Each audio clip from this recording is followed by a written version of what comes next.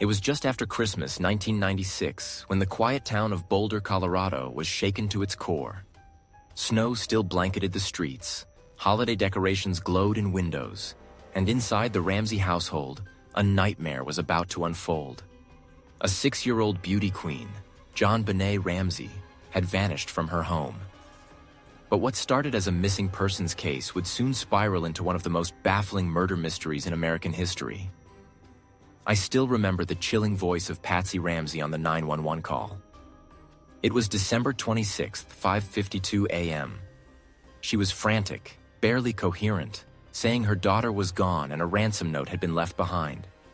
The note demanded $118,000 for JonBenét's safe return, an oddly specific amount that would soon raise red flags for investigators. But it wasn't just the amount that was strange. Everything about this case felt off. The Ramsey home was massive, over 7,000 square feet. And that morning, it became the scene of chaos. Friends and family were called over. Officers walked in and out, contaminating the crime scene without even realizing it.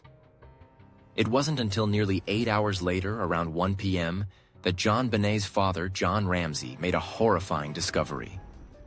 In the basement, behind a broken door, he found his daughter's body.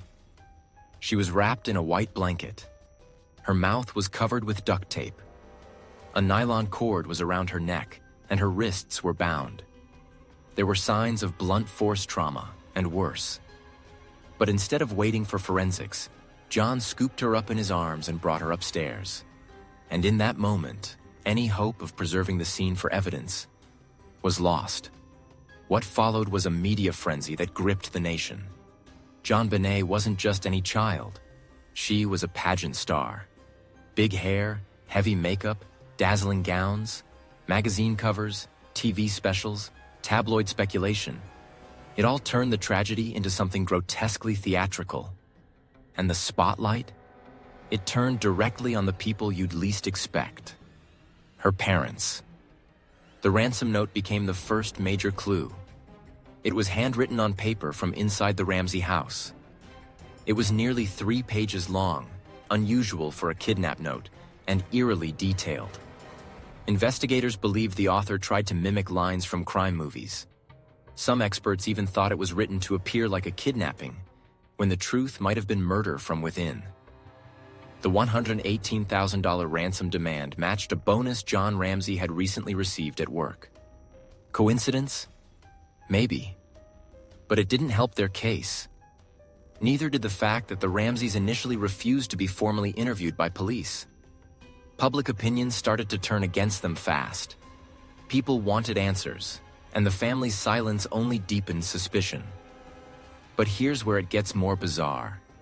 There were no signs of forced entry, no footprints in the snow around the house. No one reported hearing anything unusual during the night. The house was locked.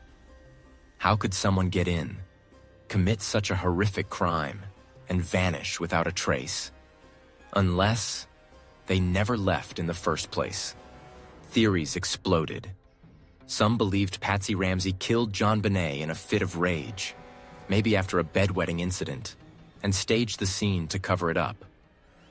Others thought Burke, JonBenét's 9-year-old brother, may have accidentally harmed her, and the parents went into damage control mode. But there was no hard evidence to support either claim. Just speculation, and a growing pile of questions. Then came the DNA. In 2008, more than a decade after the murder, trace male DNA found on JonBenét's underwear didn't match anyone in the Ramsey family. The Boulder district attorney issued a formal apology and cleared them publicly. But if not them, then who? The case was back to square one, with a killer possibly still out there, and no clear suspect in sight. Even with the DNA evidence, not everyone was convinced. Critics argued that the DNA could have come from contaminated packaging, maybe even during manufacturing. It wasn't necessarily from the killer. Meanwhile, the Boulder police were criticized for mishandling the case from day one. Evidence had been lost, tampered with, or never collected. And the more time passed, the colder the trail became. Outside the official investigation, the internet became its own courtroom. Thousands of online sleuths combed through police documents, autopsy reports, and interviews. YouTube videos, Reddit threads, podcasts. Everyone had a theory, and many pointed fingers at the same suspects: the parents, the brother, or a mysterious intruder. But for every clue, there seemed to be a contradiction. Some investigators leaned into the intruder theory. They believed someone may have entered through a broken basement window. There were reports of strange men casing the neighborhood in the days before Christmas. One theory involved a former housekeeper's family seeking revenge. Another focused on a registered sex offender who lived nearby. But again, nothing concrete ever emerged. As the years dragged on, the media shifted its focus, but the Ramsey case never really disappeared. It would resurface again and again, each time with renewed public interest. In 2016, CBS aired a special that reignited suspicion around Burke Ramsey, suggesting he might have accidentally killed his sister. Burke, now an adult, sued for defamation and won. That lawsuit cost CBS millions. But the damage was already done. It reminded the world how little had changed since 1996. No arrests, no confessions, no justice.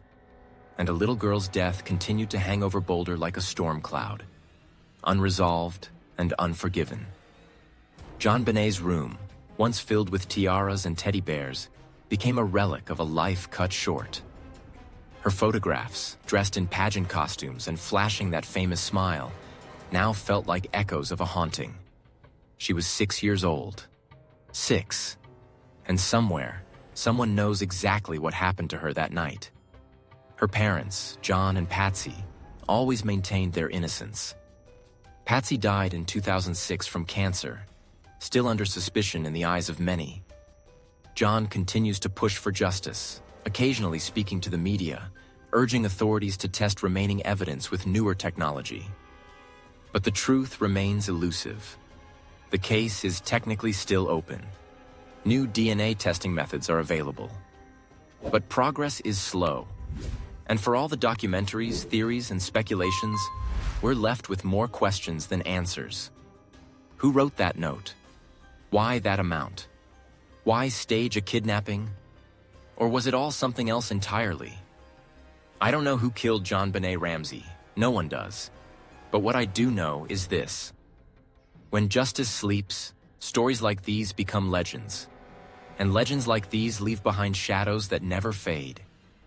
The real tragedy?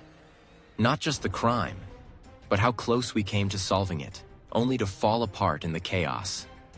What do you think really happened that night? Was it someone inside the house, or someone watching from the shadows? Drop your theory in the comments below.